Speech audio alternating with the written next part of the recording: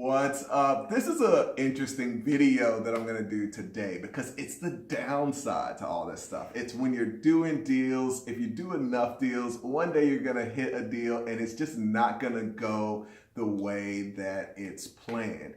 Over the last year, we've probably done a little more than 30 deals. I've done 7 in the fund. I've done some for myself. I've done some with the sharks. And so out of those 30 deals, really ranging from a $5 million deal down to probably the smallest may have been a recent deal that we're doing for $35,000. So from $35,000 to $5 million, there are a lot of things that can go wrong and all of that. And a lot of people don't talk about, okay, what do I do? What if this thing doesn't work the way that it's supposed to? And there are a few things that are really crucial to this stuff working. Number one is you want a seller that is really on board with you being as successful as possible. One way that you do that is how you structure a deal. So I talk a lot about how we structure deals on this channel. If you haven't checked out those videos, make sure you subscribe so you get those videos as well. So click that button. But other times you end up with a seller and they may be moved on to another project. They may have personal things going on, and that was the reason that they're selling. And they don't have the time to put into making sure that the business is successful. And that can be something that will hurt the deal. And we've had deals where that's been the case.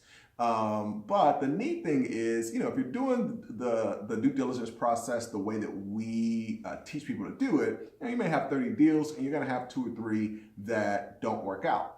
And a 10% rate is just very legit, and it's nearly impossible not to at least have that. The average people that I know in this space that are doing these deals, they have more like a 50% failure rate. And the really crazy thing is that this stuff, the returns are so amazing that you can literally have a 50% failure rate and still make money. So you want to go in, you want to keep that as low as possible. And one of the ways to do that is making sure that the seller is 100% on board with making that business as successful as it was under you, as it was under them. So if you can get that person that built that business from scratch, from zero, and made it successful, and then they're still working in that business as hard as you to make sure it's successful, that crosses that off the list. Obviously, there are a ton of other risks, and I talk a lot about that on this channel as well as on the podcast, webequityshow.com. But that's something that, obviously we're going through that on a deal right now where the seller had some assumptions about what his responsibilities were. But the real crucial thing is that in an earnout, the real key is that it has to be earned. Like, this business has to earn enough money to pay that person back. It's not just a free money out. It's called an earnout. So you got to make sure. I just did a course with Tai. So they flew me out to LA, got to hang out with them and taught a course. And one of the things that I talked about was the most important part of the deal structure for me that just is like make or break is the earnout. If I can't get an earnout in that deal, then a lot of times I'm just going to end up walking away from it. So be sure that you negotiate that, but you got to get that seller's psyche at a point where they feel like, hey, this is still my business for the first 6 months. Because if something fails in the first month, it's like, I, as a seller, is like, oh man, my business sucked.